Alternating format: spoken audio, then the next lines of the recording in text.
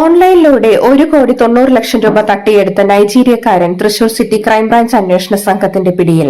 ഫേസ്ബുക്കിലൂടെ പരിചയപ്പെട്ട വിവിധ വ്യാജ വാഗ്ദാനങ്ങൾ നൽകി തൃശൂർ സ്വദേശിയുടെ പണം തട്ടിയെടുത്ത കേസിലെ പ്രതികളിലൊരാളായ ഓസ്റ്റിൻ ഒഗ്ബ എന്ന നൈജീരിയൻ പൌരനെയാണ് ക്രൈംബ്രാഞ്ച് സംഘം പിടികൂടിയത്.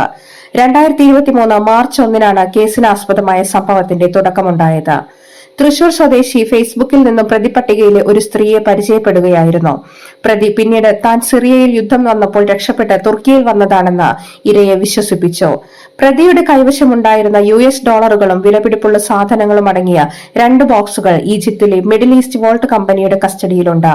ഇത് വീണ്ടെടുക്കാനുള്ള ഓതറൈസേഷൻ ലഭിക്കുന്നതിനായി ഡോക്യുമെന്റ് ചാർജ് ആവശ്യമാണ്.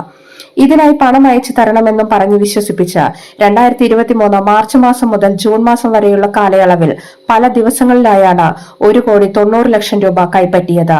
പിന്നീട് തട്ടിപ്പാണെന്ന് മനസ്സിലാക്കിയ തൃശൂർ സ്വദേശി ഉടൻ തന്നെ ഒല്ലൂർ പോലീസ് സ്റ്റേഷനിലെത്തി പരാതി നൽകുകയും ഒല്ലൂർ പോലീസ് പരാതിയിൽ കേസ് രജിസ്റ്റർ ചെയ്യുകയും ചെയ്തു. പിന്നീട് കേസ് അന്വേഷണം ക്രൈംബ്രാഞ്ചിന് കൈമാറുകയും ക്രൈംബ്രാഞ്ച് അസിസ്റ്റന്റ് കമ്മീഷണർ വൈ നിസാമുദ്ദീന്റെ നേതൃത്വത്തിൽ പ്രത്യേക അന്വേഷണ സംഘം രൂപീകരിച്ച് അന്വേഷണം ആരംഭിക്കുകയും ചെയ്തു.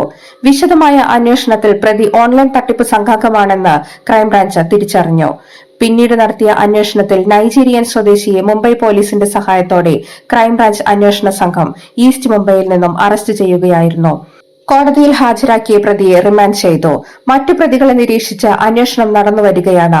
Cyber police station inspector Sudheesh Kumar C, branch sub inspector KR Vinod, senior civil police officer Vinod Shankar, civil police ഓഫീസർമാരായ ശരത്, പ്രശാന്ത് എന്നിവരടങ്ങിയ അന്വേഷണ സംഘമാണ് പ്രതിയെ അറസ്റ്റ് ചെയ്തത്.